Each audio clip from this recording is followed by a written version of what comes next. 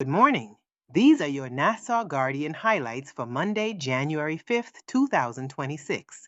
Brought to you by your Daily Bahamas headlines, especially for people on the go and those who are visually impaired. Please don't forget to like, share, and follow our Facebook, YouTube, and WhatsApp channels. Our main story this morning focuses on growing regional and international concern after the United States carried out a military operation in Venezuela and captured President Nicolas Maduro and his wife. The government of the Bahamas has now warned Bahamians against traveling to Venezuela, citing the deteriorating security situation. In a statement, the Ministry of Foreign Affairs said the Bahamas supports CARICOM's call for calm and for the situation to be resolved through peaceful dialogue and diplomatic channels. The ministry stressed that it is particularly important that all parties act in accordance with international law. The government also confirmed it has raised concerns through diplomatic channels about the safety of a Bahamian national who is currently being unlawfully detained in a Venezuelan prison. The dramatic events have sparked widespread debate across the Caribbean and the world about sovereignty, international law, and what comes next for the region. Also on the front page, police are investigating the deaths of Huntamandwamitaik, three minors who died in separate incidents during the first 3 days of the new year. The deaths occurred on New Providence and Eleuthera. In each case, children became suddenly ill or collapsed and later died. Police say autopsies will be conducted to determine the exact causes of death.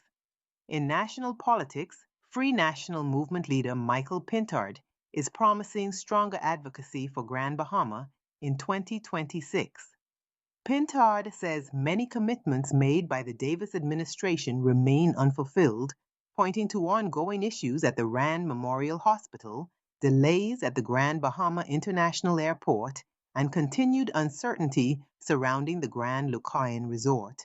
The government, however, maintains it has made significant investments on the island.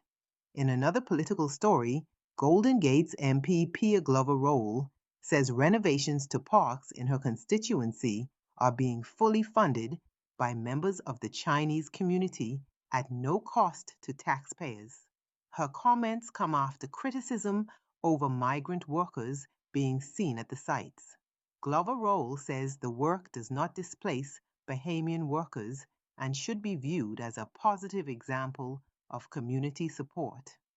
In court news, a 17-year-old American accused of raping a fellow teenager aboard a cruise ship has been granted emergency bail due to his age. The alleged incident occurred on the Carnival Sunrise.